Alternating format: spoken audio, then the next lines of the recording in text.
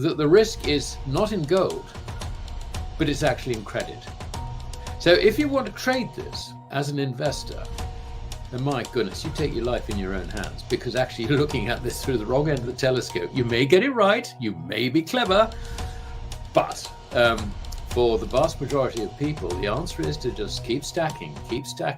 Just because what you're doing is you get... You're watching Silver News Daily. Subscribe for more. Silver is standing at the edge of an earth-shattering eruption, and most people have no idea what's coming. Decades of reckless debt creation, unchecked money printing, and financial engineering have inflated a credit bubble so massive that its collapse is not just likely, it's inevitable. And when that moment arrives, panic will grip the markets. Investors will scramble for anything of real value, but by then, it will be too late. Silver, the most overlooked and undervalued asset in the financial system, will become the epicenter of a frenzied, unstoppable rush for physical metal. We've seen this before. In every major financial crisis, when trust in paper money evaporates, silver has surged with violent force. In 1980, silver skyrocketed nearly tenfold in just a few years.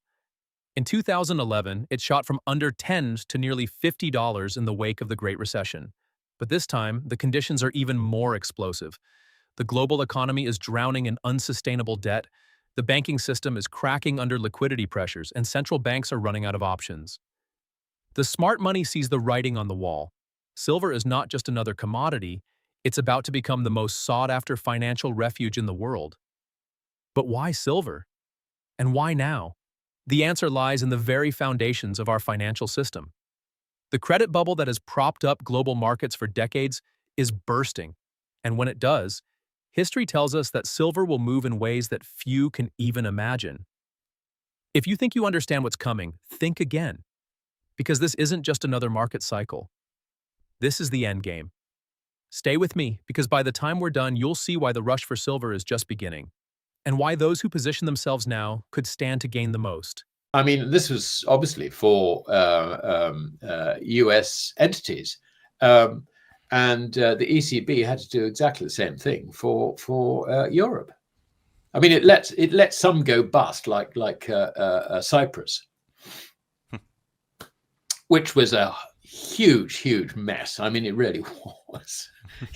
We're going to get the Russians who are hiding money there and all the rest of it. And what happened? The Russians actually took their money out in London before, the banks in Cyprus had a chance to close. It was just the ordinary holders in banks who got killed by this. I mean, that was just appalling, the whole thing. And then, of course, you had Greece and all, so this was a problem that went on and on and on. But the way in which it was resolved was quite simple. Here is an open check, don't go bust. This time, if they try that, they will destroy the currency. It's actually as simple as that. So geopolitics might affect the timing of this, but nothing is certain in geopolitics. I mean, you've got Trump and Putin getting together. Trump reckoned he can sort this mess out in no time at all. But you've already got Macron, who's gone over, and he's soft-soaping Trump. I mean, brilliantly. You've got to hand it to him. This is not going to be quite as simple as it has been put by the Trump administration. Let's put it that way. So, I think we reserve our opinion on what will happen over Ukraine for the moment. I welcome the signs of peace. I do not see those signs of peace coming anywhere near the Middle East.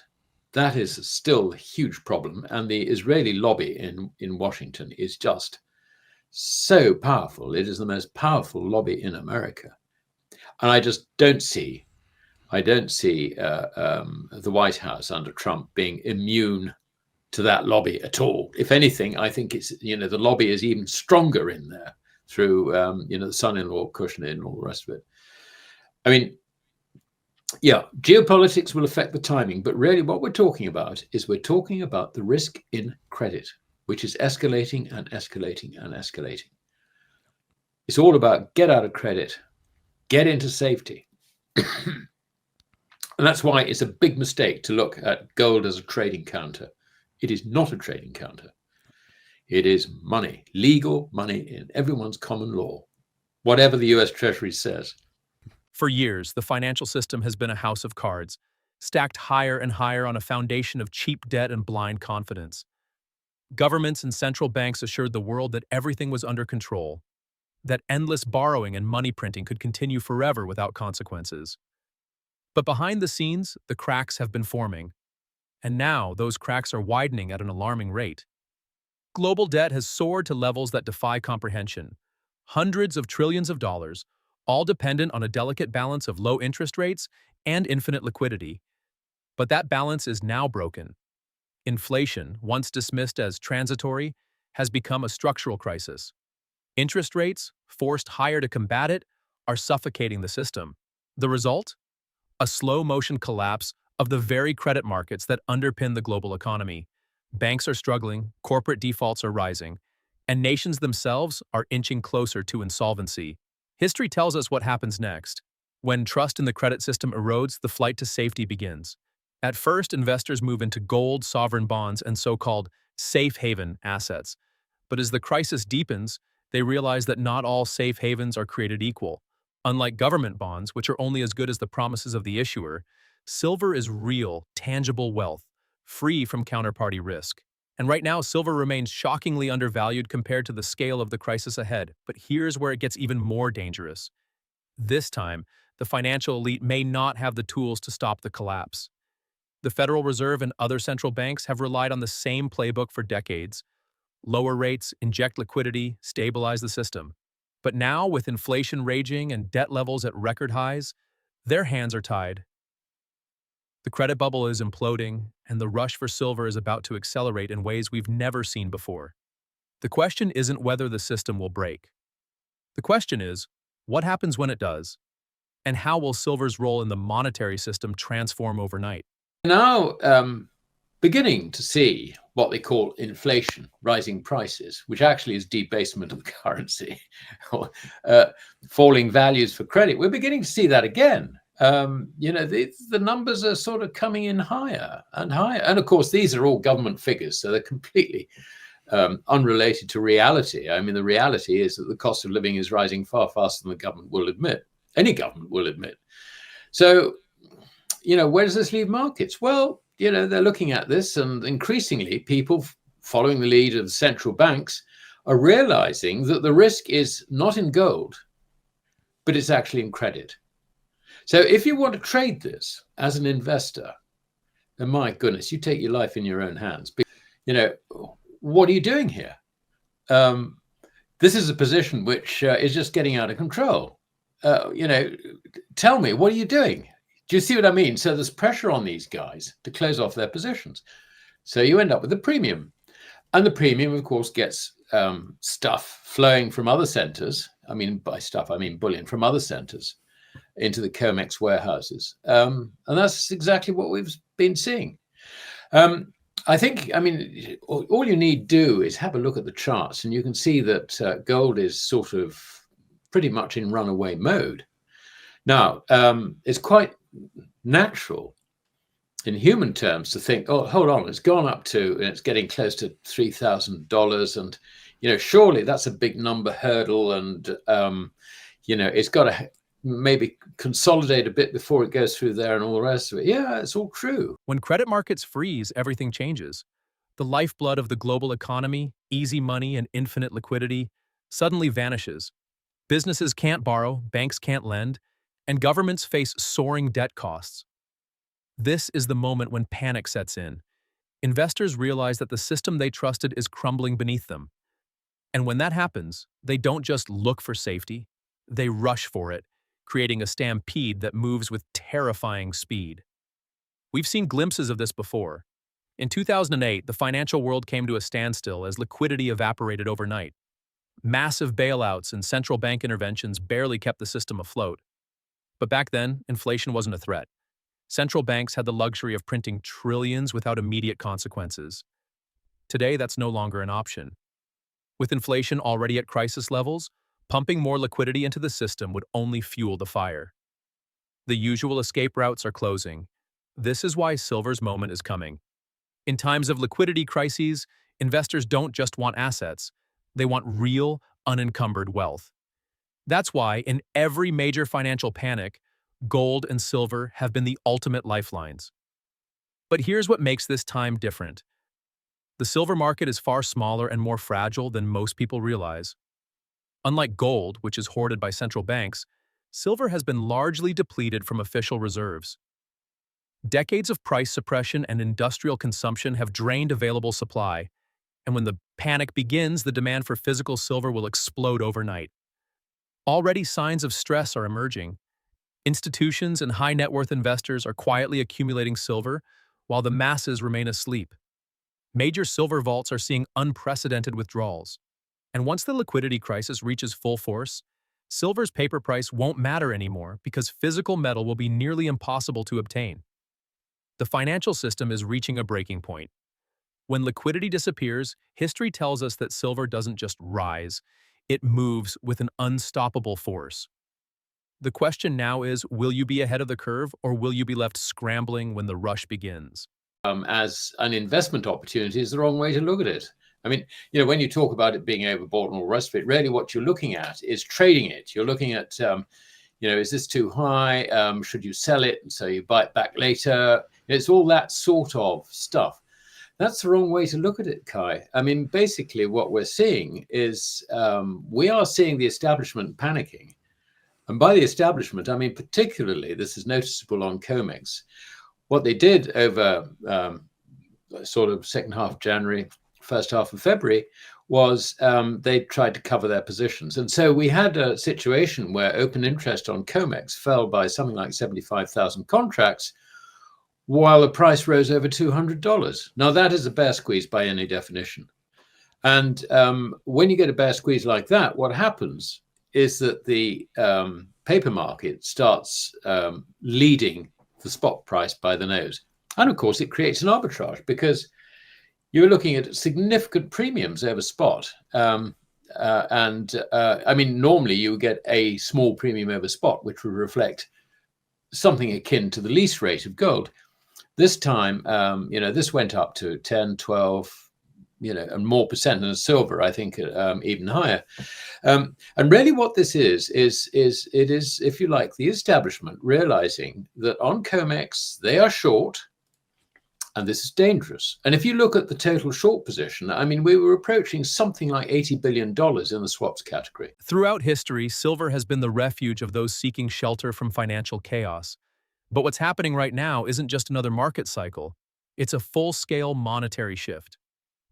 As faith in fiat currencies collapses, silver isn't just becoming an investment, it's transforming into a necessity. And yet, despite its history as real money, the financial system has spent decades suppressing its role. That illusion is about to be shattered. Unlike gold, which is hoarded by central banks as a monetary reserve, silver has been largely abandoned by governments and depleted from official stockpiles. Over the past century, trillions of dollars have been created out of thin air, but silver production has remained stubbornly limited. And unlike fiat currencies, silver can't be printed into existence. When the credit system unravels and the masses realize their paper wealth is worthless, silver's true function will become undeniable. We've seen glimpses of this before. In the 1970s, as inflation spiraled out of control, silver surged nearly 3,700% in a single decade. In 2011, amid fears of another monetary crisis, silver nearly hit $50 an ounce. But those were isolated events. This time, the conditions are more extreme than ever before. Global debt is at all-time highs, central banks are running out of ammunition, and inflation has become a permanent fixture in the economy. The need for a real store of value is reaching a breaking point. But here's the part most people don't see coming. The physical silver market is already under strain. Industrial demand is soaring, mining production is struggling to keep up, and available above-ground silver is disappearing fast. At some point, a trigger event will set off a chain reaction, one that forces the world to reprice silver at its true value. And when that happens, those still holding onto paper assets will be left behind. The collapse of the credit bubble isn't just a crisis, it's a monetary reset in real time. And silver, the most overlooked and suppressed asset in the world, is about to take center stage once again. The only question is, will you be prepared before the masses wake up? I mean, honestly, this is not something in the US Treasury's gift. It is actually in the market's gift. That is what's going to happen. The market will do it. And, you know, as I said earlier, I think with Trump's tariff policies coming on the top of a bubble, I mean, we've seen this bubble is bursting. I mean, I know it hasn't really shown yet in, you know, sort of tech stocks and all the rest of it, but, you know, they seem to be losing momentum. Not only that, but, you know, the momentum seems to be declined in that other asset, which all the tech boys buy and correlates so nicely with NASDAQ, and that is Bitcoin. I mean, you know, that bubble looks like it's bursting too. I mean, you know, Bitcoin is not actually a hedge against credit. Forget it. It's a nothing burger. It's it's a speculative counter full of very, very dodgy people. I mean, it really is. But you know, the values have been driven by exactly the same factors that have driven the tech bubble. You know, that's so Yeah. we're seeing that beginning to burst. And when you get the credit bubble bursting, do you stay in credit? No, you get the hell out of it. And that is the whole point about gold. So, you know, you could try and trade gold. And if you're very, very clever and you really know what you're doing and you're, you know, an Elliott Wavist or something like that, you know, good luck to you. But for the vast majority of us, it's actually quite simple. Stay out of credit. That's where the danger lies. The banking system is running out of silver, fast. For decades, bullion banks and financial institutions have used paper contracts to manipulate silver prices, creating the illusion of abundance. But beneath the surface, the physical supply is vanishing. And when the moment of reckoning arrives, the world will see just how fragile this system really is. The silver market operates on a system of leverage, meaning for every ounce of real silver, there are dozens, if not hundreds, of paper claims attached to it. Investors trade futures contracts, ETFs, and unallocated accounts, believing they own silver. But in reality, most of these are nothing more than IOUs, promises to deliver metal that may not exist. And when the credit bubble collapses, those promises will be broken. We've seen what happens when the physical market collides with paper manipulation.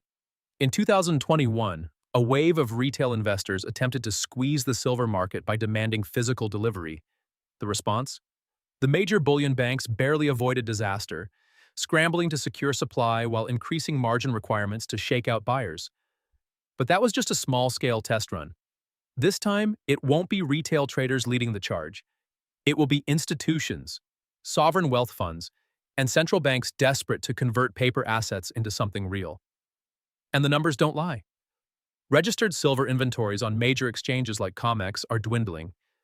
London's bullion vaults, once thought to hold unlimited supply, are seeing historic withdrawals. Even governments and mining companies are struggling to source large quantities of metal. The squeeze is already happening. It's just moving quietly beneath the surface. At some point, this game of musical chairs will end.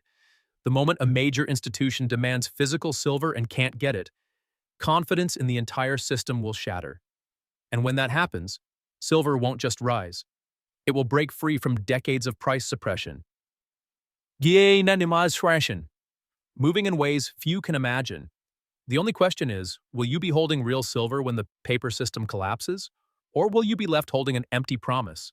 The story is gold is a pet rock. It's no longer part of the system. You know, they're trying to kid us against common law that the dollar is money. No, it isn't. It is credit. Yeah, tier one assets. What is it? Gold, and what else is in that? What does the BIS say? Gold is one of the very few tier one assets. Yeah. I mean, you know, the rest of what the BIS says is actually BLS, if you like.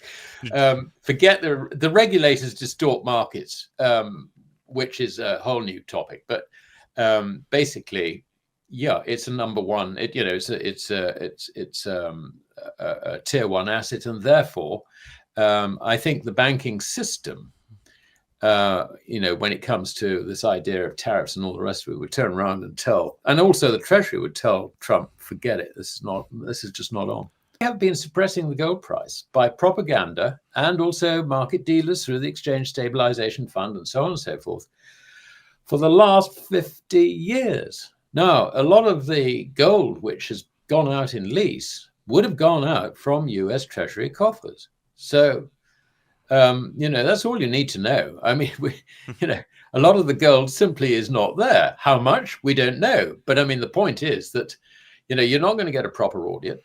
They're going to sit on this story. They don't want to tell us what they've actually got, because certainly there is, a huge, great gaps, if you like, in the whole of the Treasury story.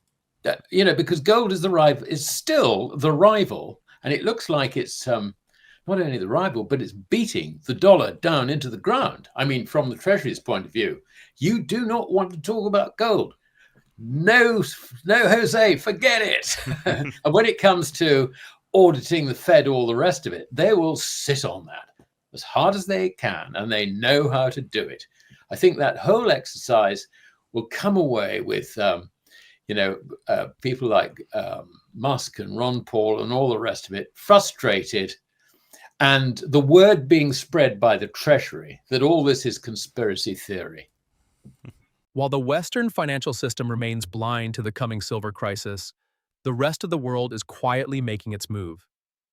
Across Asia, in key financial hubs like China, India, and the Middle East, a major shift is underway, one that signals a complete transformation in the way precious metals are valued. For years, gold has been flowing eastward, with China and India leading the charge in accumulating physical reserves. But now, something even more telling is happening. Asian bullion hubs, traditionally exporters of gold, have begun reversing the flow, sending metal back into Western markets. This isn't speculation, it's a signal that something is deeply broken in the global financial system. The US and Europe, desperate to prop up their economies, have created an unsustainable monetary environment, and smart money is positioning itself accordingly. And silver? It's following the exact same path, but with even greater urgency. While Western investors have largely ignored silver, Eastern markets have been steadily accumulating. Industrial demand in China is reaching record highs, and India, historically one of the world's largest silver buyers, is importing massive quantities. Meanwhile, the London Bullion Market Association, LBMA, is witnessing historic drawdowns in physical silver inventories, with vaults being emptied at an alarming rate. The metal isn't just being bought, it's being removed from the Western financial system altogether. Why does this matter? Because once silver leaves Western vaults, it doesn't come back. Unlike paper contracts and futures trading, which can be manipulated, physical silver is finite. And when enough of it disappears into private hands, the West will be forced to reckon with the reality of its own supply crisis. The illusion of paper silver will crumble, and the real market, driven by actual supply and demand, will take over. What we're witnessing is a global shift in the way wealth is stored and protected. While Western institutions cling to failing monetary policies, Eastern markets are securing hard assets. And when the next phase of this crisis begins, the divide will become undeniable. Those who saw it coming will already be protected. Those who didn't, they'll be left chasing silver at prices they never imagined possible. And it's all very well, someone like Besant, who's a hedge fund trader, saying, I'm bullish of gold and all the rest of it. And when I become Treasury Secretary, I'm going to do this, do that, and all the rest of it. But as soon as he gets into those gilded portals of the US Treasury, the permanent officials will take him to one side and say, look, this is the reality of the situation. The reality of the situation is we do not want to undermine the credibility of the dollar. Don't talk about gold. It's off limits, quite simple. They do a lot of trade with America and, tariffs. And only yesterday I saw something, I don't know whether it was true, something to the effect that Trump said that no, he was going to impose 25% tariffs on Canada and Mexico. That's happening, he's sort of thing. This sort of business basically is very bad for the global economy, and certainly for economies which trade with America. I mean, this is a repeat of Smoot Hall in 1930, which, coupled with the popping of a bubble, which is actually, we've got the biggest bubble ever now, if you only stood back and tried to look at it, credit sensibly. This is the biggest credit bubble in human history. National trade, on balance, is likely to diminish for foreigners. So they are likely, I think at the least, not to have further demand for dollars. So that probably explains why the Dixie has come back from that 110 level to currently 106 and change, or whatever. As for where the dollar goes from there, I mean, quite frankly, if we see a further deterioration in the general confidence in credit relative to gold, then I would guess that Dixie would recover against the other currencies, simply because, as Steve Hanke says, it's the least dirty shirt in the laundry. So on that basis, I think to look at the Dixie is actually the wrong way of looking at it. It really is. There are bigger things afoot, I think, which are likely to undermine the value of credit. I mean, not least Trump's policy of isolating America from the rest of the world. The rush for physical silver is already underway, but the vast majority of investors have no idea. While the financial media remains fixated on stocks and bonds, the silver market is quietly undergoing a supply squeeze, unlike anything we've seen before. And when the tipping point is reached, it will be too late to act. Industrial silver demand has skyrocketed. The world's transition to green energy, the explosion of electric vehicles, and the rapid expansion of solar power have created an insatiable appetite for silver. Unlike gold, which is primarily hoarded as a monetary asset, silver is consumed, used in manufacturing, electronics, and even military applications. And once it's used, it's rarely recovered. The result? A growing structural deficit that is tightening the physical market at an accelerating pace. At the same time, investment demand is surging. Central banks have been stockpiling gold at record levels, but silver is the metal of the people, the asset historically turned to when monetary systems collapse. Retail investors, institutional funds, and even governments are beginning to wake up to silver's role in the coming financial reset. And yet, the available supply is vanishing. Just look at the numbers. Silver production is failing to keep up with demand. Major mining operations are reporting lower ore grades and declining output, with new discoveries becoming increasingly rare. The largest silver-producing nations, Mexico, Peru, and China, are struggling to expand supply at a time when demand is at historic highs. And the amount of silver available for investment? Shrinking fast. The COMEX vaults, which are supposed to back futures contracts, have seen massive withdrawals. Silver ETFs, once a reliable source of metal, are being drained. And as industrial buyers lock up what's left, investors looking to secure physical silver will be left fighting over scraps. This is how silver markets break. When demand overwhelms supply, prices don't just rise, they explode. And in a world where financial instability is accelerating, the moment when silver's true scarcity is exposed is getting closer by the day. The question now is simple. Will you be watching from the sidelines when the real silver rush begins? Or will you be ahead of the masses, securing real wealth before the window slams shut? A gold-backed ETF is actually a good idea. It's a means, if you like, whereby the establishment plays games with your bullion. I mean, it's not your bullion, it's the ETF's bullion, and you just got a piece of paper saying peace in our time or something. Want to talk about gold. That subject is dead. Forget it. I mean, it's not going to happen. I mean, eventually the whole credit system will fall apart. The bubble will burst. And then we're in a completely new territory. We're probably in a completely new political system. I mean, I really don't know. But all we know for now is where the risk is. And the risk is in credit. Get out of credit. How do you get out of credit? You get into something real, tangible, not an ETF, but physical. ETF in and outflows for January are a whole different discussion. I was just looking at the gold report here. Well, They I can put out tell you, I can tell you what happened there. I mean, yes, I had a look at it last night too, actually, coincidentally, and it was noticeable how the big iShares, I think it was iShares Trust, there was an outflow, big outflow there. Well, obviously, what's happened, the dollar, its value was determined in a weight of gold.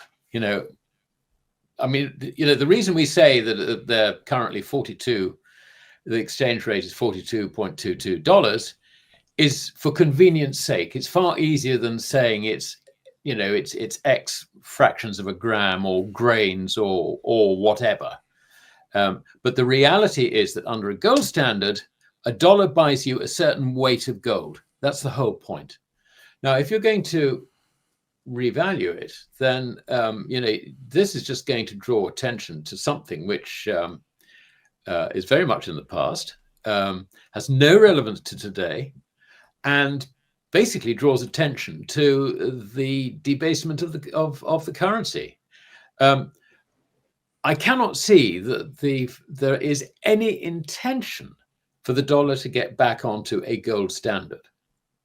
I mean, that would be the point of doing it. You know, if you're going back on a gold standard, then we will revalue it, and we will say that you know, a dollar, or we might consolidate the dollars into, let's say, you know, $1, $1,000 becomes one, and $1 buys, let us say, you know, 0.25 of a gram of gold, or whatever the relationship is.